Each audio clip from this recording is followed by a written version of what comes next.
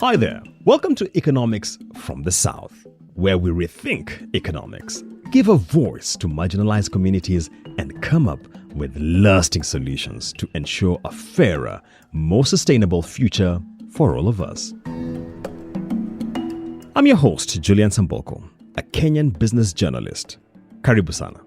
It's great to have you on board this 6-part series from the International Development Economics Associates. Ideas is a network of progressive economists from Latin America, Asia, and Africa who challenge the way the world is run and put forward viable alternatives that center the perspectives and needs of the global South. Our main focus this series will be on two really important research areas for ideas: how to break the endless cycle of debt distress and rethinking how the international financial institutions are structured, governed, and operate. I'll be speaking to world-renowned economists, academics, and development experts, and we'll also hear some personal stories of ordinary people trying to cope in very difficult situations. Episode 1. I'm delighted to be joined by two development economists who are at the forefront of the Ideas Network: Jayati Ghosh from India and Charles Abugre from Ghana. Jayati is a founding member of its executive committee, and Charles is the current executive director. I'm Jayati Ghosh. I teach economics at the UMass Amherst in the US at the moment, but I have been teaching in India at the Jawaharlal Nehru University for 35 years. I am Charles Abugre. I am currently the executive director for Ideas, and I have been in the UN for some time, and a lot of my time in the NGO world. Thank you very much both for joining us. Welcome and delighted to have you on this conversation. So firstly, are we in another debt crisis? Let me start with you, Jayati. Yes, I think we are in another global debt crisis. Certainly, it is a major debt crisis if you consider that hundreds of millions of people across the developing world are affected by it, and that their standards of living have been forced to be cut, that governments are spending more on debt service than they're spending on health, education, and social protection put together, that many countries are on the verge of default or really facing major difficulties in meeting their debt service repayments. So yes, we are in a global debt crisis. Unfortunately, the leaders of the world economy don't really see it that way. They don't see this as a systemic problem.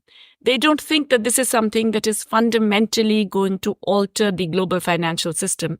These countries individually hold relatively small amounts of debt if you compare it to the portfolios of the big creditors.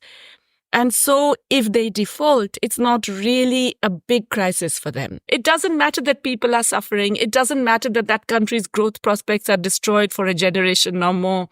It doesn't matter that the human rights, the social and economic rights of people are damaged. It doesn't matter that, women's unpaid labor increases dramatically and food and basic needs all get undermined. All of that doesn't matter. What matters is that it doesn't affect the international financial system so much. And that's why they have allowed this to fester for so long.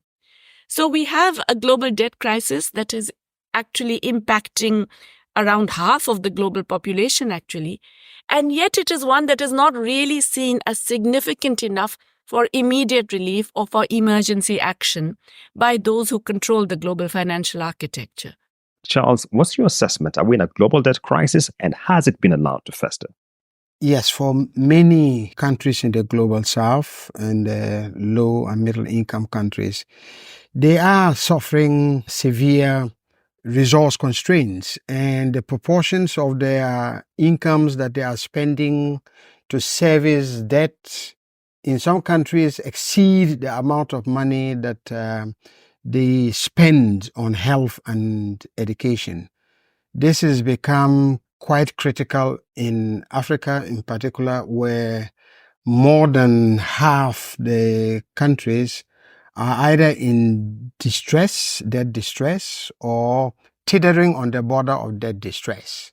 And those that have not declared debt distress and have no program with the IMF are taking very expensive steps to avoid it, meaning that they are either starving their economies and their societies with the basic expenditure they need to provide health, education, public services, or they are taxing the poor to even greater poverty, and they're squeezing their economies in order to avoid formally declaring debt distress and taking up an IMF program. This is growing. The number of countries in this situation is growing across the African continent, but it is also obvious in Latin America and in Asia as well.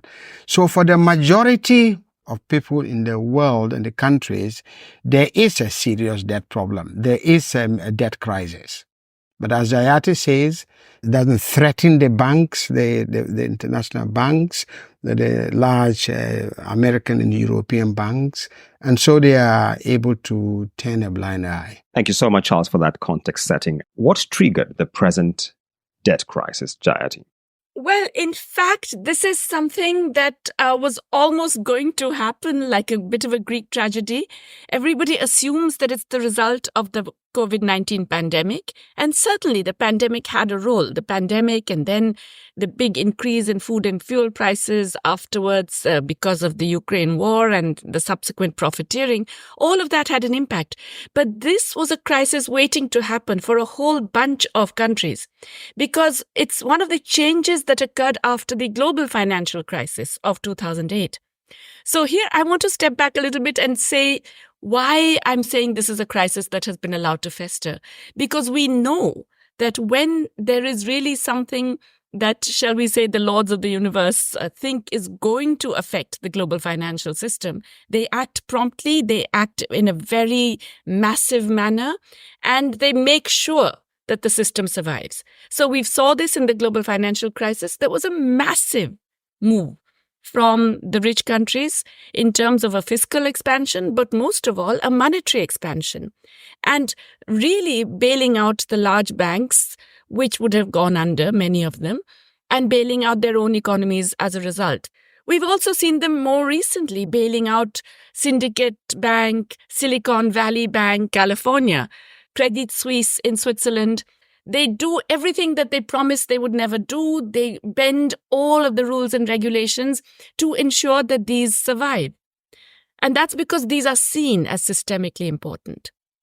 Now, what happened in 2008, that big global financial crisis? After that, what happened is that the rich countries went in for very expansionary monetary policies. Very low interest rates, huge increases in liquidity, trillions and trillions of dollars and euros and yen released into the economies of their own economies and other countries as well, just to keep banks afloat. So banks basically had all this massive increase in the money that they had. And so they were really encouraged to go out there and do all kinds of lending, including what used to earlier be seen as risky lending. So, for example, this phenomenon of emerging markets, which is really middle-income countries that were getting integrated with global finance. This had already started in the 2000s. But from the 2010s, we see this new phenomenon of frontier markets.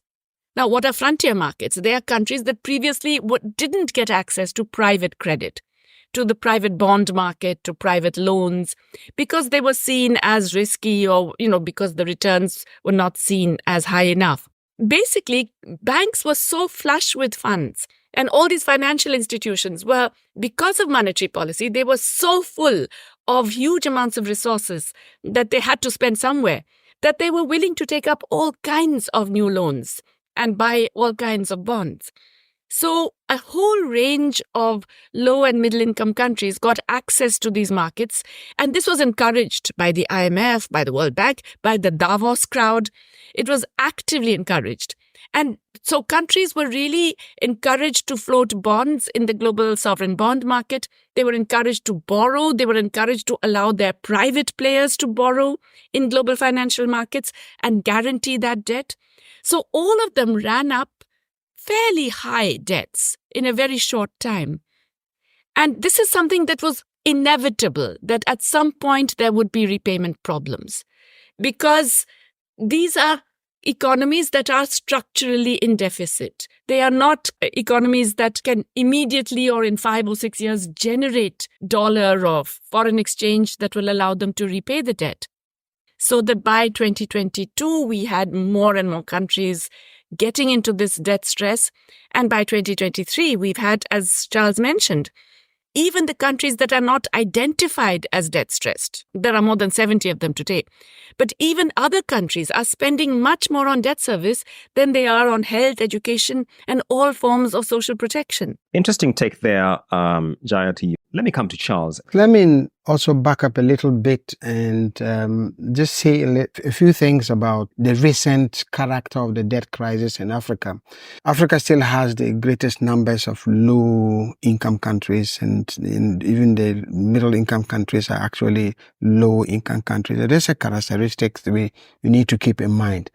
We need to remember that for nearly 2 decades, in the period of structural adjustment, the 80s, 90s, up to in fact, nearly 3 decades, the continent, under very strict austerity measures of the structural adjustment programs, basically built up a huge deficit in public service expenditure. Schools were collapsing, the health systems were collapsing, roads were not being constructed, there was no power systems, and so on. So for nearly 3 decades, there was a huge build-up of basic public investment, deficit in public investment. And so after the debt restructuring by the multilateral debt restructuring initiative that ended somewhere in the mid-2000s, and that provided a little bit of space for many African countries, there was an internal desire a need to increase public expenditure. And fortunately for many of these countries at that time, increased demand by China of commodities led to a commodity boom. So it provided a little bit of space for countries to start to borrow. And during that period of structural adjustment programs, the multilateral institution, the IMF and the World Bank, deliberately, as Jayati said, pushed countries away from, borrowing from official sources, bilateral and multilateral official sources, and made it known that it was a mark of improvement, a mark of progress if these countries actually transitioned into private capital markets.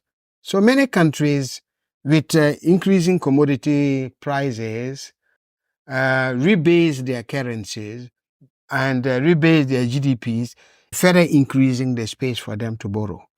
And this is how they were introduced into private capital markets. So many of them have found themselves now with an entirely different portfolio of credit. Unfortunately, with a greater dependence on commodities, it also means that when the commodity price, the commodity market sees a downturn, the ability to service this debt in foreign exchange, many of these countries become very pressured. And this is what has been the beginning. So when COVID hit, many of these countries were already in debt distress and rapidly going into debt distress, largely because commodity prices had decreased, had fallen in the international market. Secondly, many of them remain very deeply rooted in import dependency.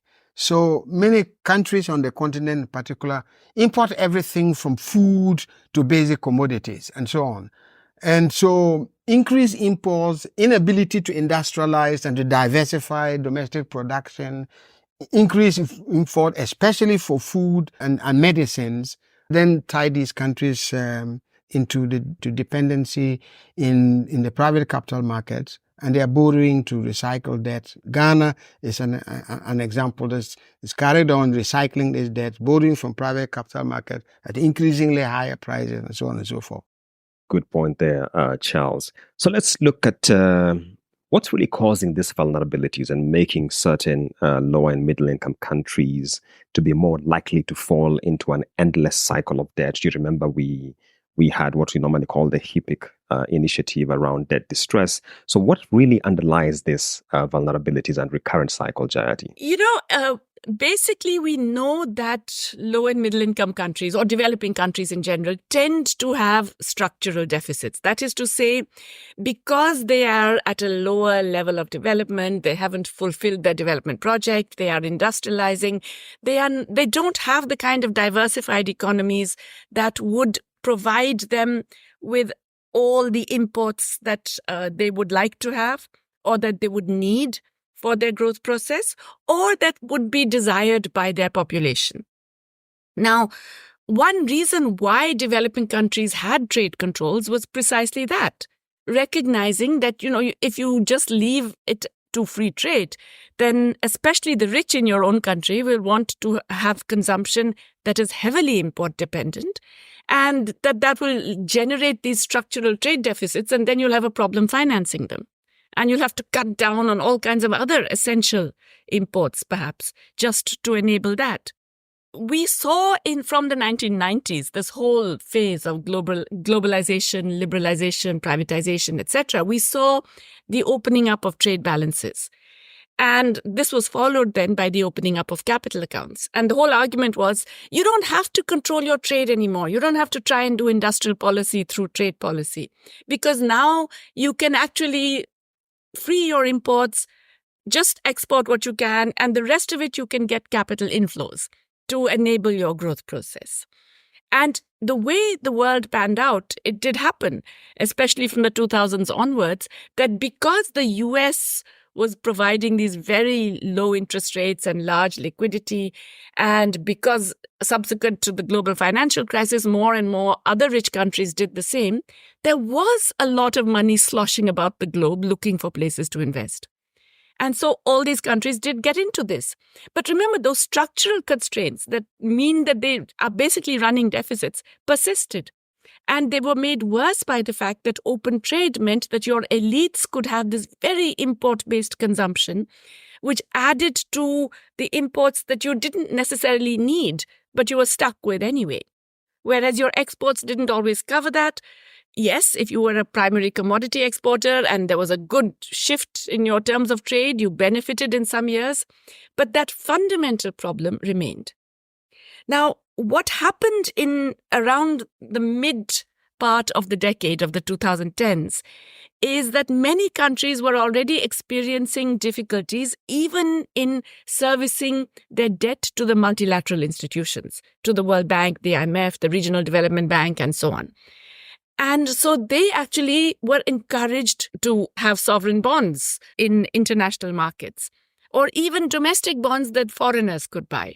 And because, as I said, there was so much liquidity and there were so many of these multinational investors looking for places to invest, and it was just a tiny part of their portfolio, so they didn't really care very much. They got this money, they got these resources. Sri Lanka, for example, it was completely what we call Ponzi borrowing. They were borrowing to repay earlier debts. They had debts to the World Bank, to the IMF, to the Asian Development Bank, that they couldn't repay with their own exports, with the net exports. Also because they were allowing the rich to import lots of things, right? And so what did they do? They floated sovereign bonds. And those sovereign bonds were then used to finance the repayment to the IMF and the World Bank. And the IMF, knowing all of this, seeing all of this, does not say to Sri Lanka that don't do this. It encourages them. Now, you know this is going to end in tears. If you are borrowing to repay your debt, you know that this is an unsustainable process and it's going to end in tears. And it's always the case. That's what happened in the US housing crisis, the subprime crisis that generated the big global financial crisis. That's what happened in the Eurozone crisis. So it's not just developing countries. Any country that does this is what's going to happen. So yes, there are structural reasons why, let's say, even hippie countries that benefited from a significant debt haircut in the 1990s are back in that same boat again. And some of it, yes, is their own policy fault, I would say, but a large part of it is the responsibility of those institutions and those international forces that actively egged them on and encouraged them to do this. Thank you for that clarification, Jayati. And Charles. Okay, so just two other issues on the systemic underlying factors driving the debt. You will recall that in the period of the structural adjustment programs in the 2000s and 1990s, countries were encouraged to privatize their natural resources and even their public services in order to attract foreign direct investment. It was felt that foreign direct investment would be the path to growing these economies, but also growing them in a non-debt accumulating way. So many developing countries privatize their most productive assets, their natural resource deposits, and Africa is very complicit in this. And so what you have seen is that the main source of revenue for government that would have reduced the need for borrowing foreign exchange, which is earnings from the production and export of natural resources in particular, that many countries lost those and increasingly have a very little share of these exports.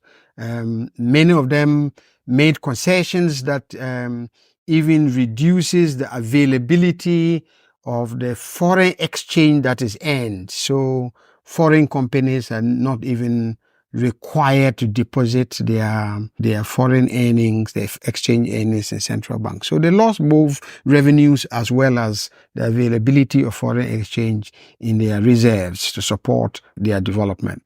Where still, this privatization process and the large foreign companies became a conduit for resource outflows, both legally and illegally. Legally in the form of profit repatriation. So both Zambia and Ghana examples of countries that lose more money from primary income repatriation than they actually, in the case of Zambia in particular, than the cost of debt servicing. So they're losing money from what they should have earned domestically, and they are losing money from profit repatriation. And in that process, especially through the natural resource exports, they are losing billions, both in revenues and in foreign earnings exchange through illicit means into various tax havens. So there is a bleeding process that is also happened, and it's integrated into the conditionalities of the 1990s and 2000 and continues to be so. So there's a leakage. There's a big pot leakage.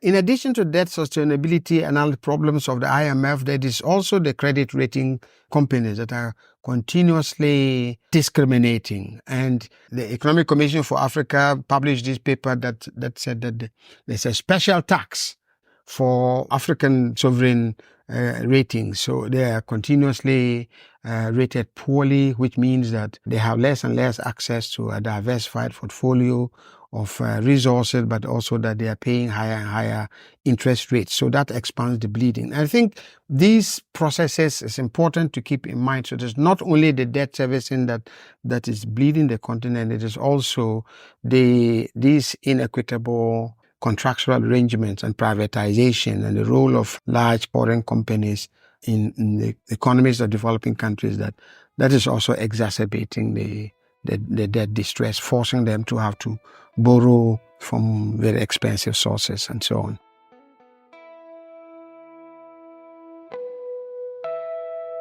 Many thanks to Charles Abugre and Jayati Ghosh for such an illuminating conversation. We'll be hearing more from them in episode 4 when we explore lasting solutions to the debt crisis.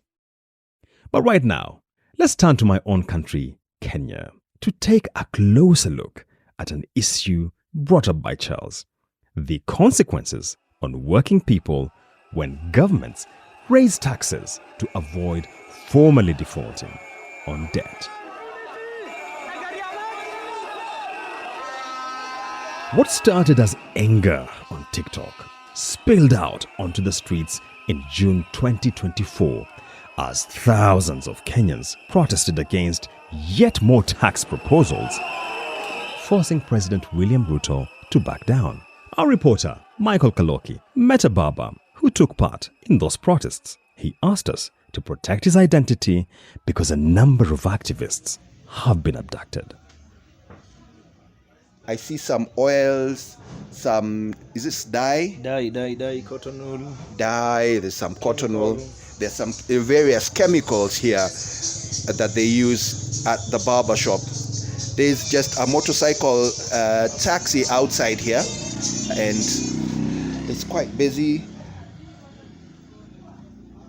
The government of William Ruto has increased taxes since coming into power in 2022. Which tax has hit you the hardest? Cosmetic. Mimi nishika juu. Sasa kama dye. He says the cosmetics tax. He says that a packet of hair dye used to cost 250 shillings, but it now costs 500 shillings. That's about $2 to $4. Shampoo was 200 shillings, it's now 300 shillings. Massage oil went from about 600 shillings to 900 shillings. The cost of a scrubber used to be 600 shillings and has now gone up to 800 shillings.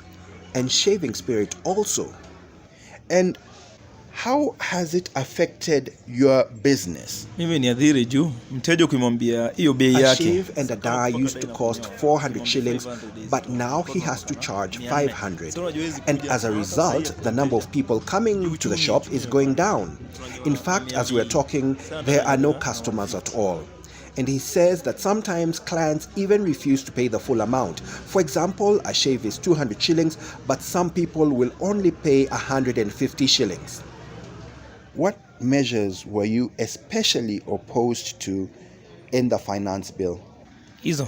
Nika kupandisha hizo. He says that he was especially concerned about the proposal to increase the price of women's sanitary pads. He thinks they should be free of charge. He says fuel, because when the price of fuel is increased, it causes the cost of everything to go up. Flour has gone up, sugar has come up, and he says it's better to drink tea without sugar. Now, do you have a family at home? Na familia na watoto wawili na wife. Yes, he has a family, a wife and 2 children, both boys. How did this affect your family at home? Ime affect familia juu familia nilikuwa nawapatiaga pesa kama tuseme daily nilikuwa nawapatia 800 na sasa He would give his family a total allowance of 800 shillings, which is the equivalent to about $6, but he now can only give 500 shillings, which is about $3. Has it affected your family in any other way? Ni kama mtoto alikuwa anaenda shule nishambaia snacks nini na sasa endi na snacks ni maji tu namweka kwa chupa. He used to be able to afford to give his son snacks to take to school, but at the moment he's only able to send him to school with a bottle of water. Why did you make that decision to go out on the streets to protest? Mimi niliungana watu wa kuandamana juu life imekuwa ngumu. He says he joined the protesters because he feels life has become so hard. He says, I was ready to die for the sake of my children, to try to give them a better life in the future. What was the reason that you decided to enter parliament with the rest of the protesters? Yua bunge wanapiga yes na wajui life yenye watu wanapitia hapa ghetto hapa chini hao wajui. He says that the members of parliament do not know what ordinary people in the slums are going through. They just don't know, he says. They have no idea that people are really suffering. The MPs just went ahead and voted to pass the Finance Act without really knowing what it is they were passing.